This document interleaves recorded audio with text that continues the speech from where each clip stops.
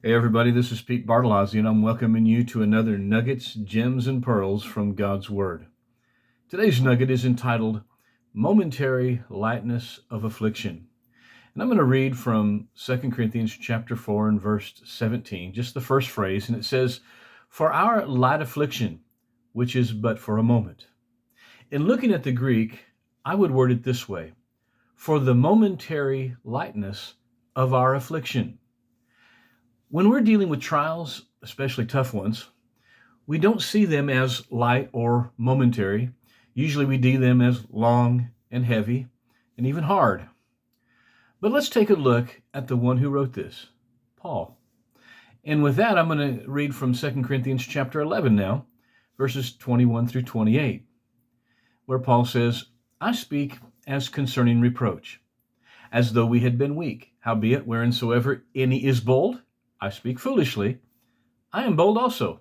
Are they Hebrews? So am I. Are they Israelites? So am I. Are they the seed of Abraham? So am I. Are they ministers of Christ? I speak as a fool. I am more. In labors more abundant, in stripes above measure, in imprisonments more frequent, in deaths often. Of the Jews 5 times received I 40 stripes. Thrice or 3 times I was beaten with rods. Once I was stoned. 3 times suffered shipwreck.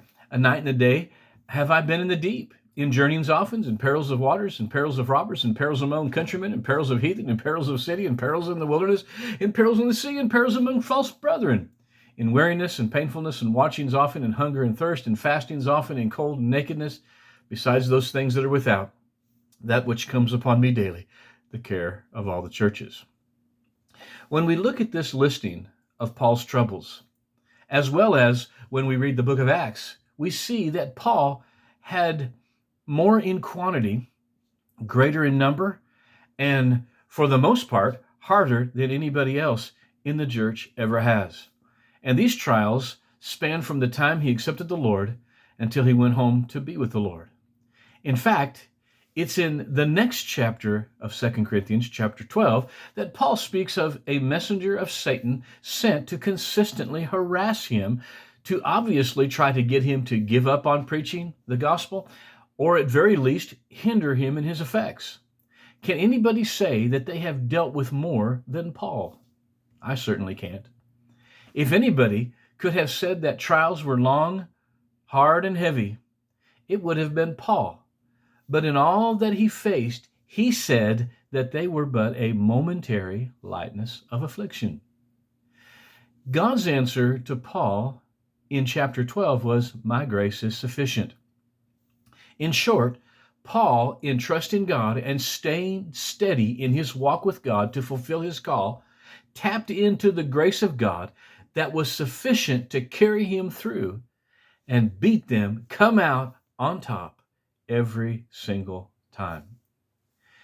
In 2 Timothy chapter 3, verse 11, Paul stated, "Persecutions, afflictions, which came at me at Antioch and Iconium and Lystra, what persecutions I endured, but out of them all the Lord delivered me." Even though Paul was speaking to Timothy about a specific time of persecutions and afflictions, we understand that 2 Timothy was Paul's last letter before he went home to be with the Lord.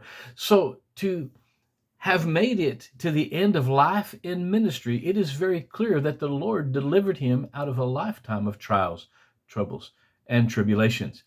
And even in this list of cities here was Lystra, which was where they stoned him and left him for dead. And yet he said the Lord delivered him out of them all. Now this verse is a comparison, and we'll look at the second part of this verse in the next session entitled Eternal Weight of Glory.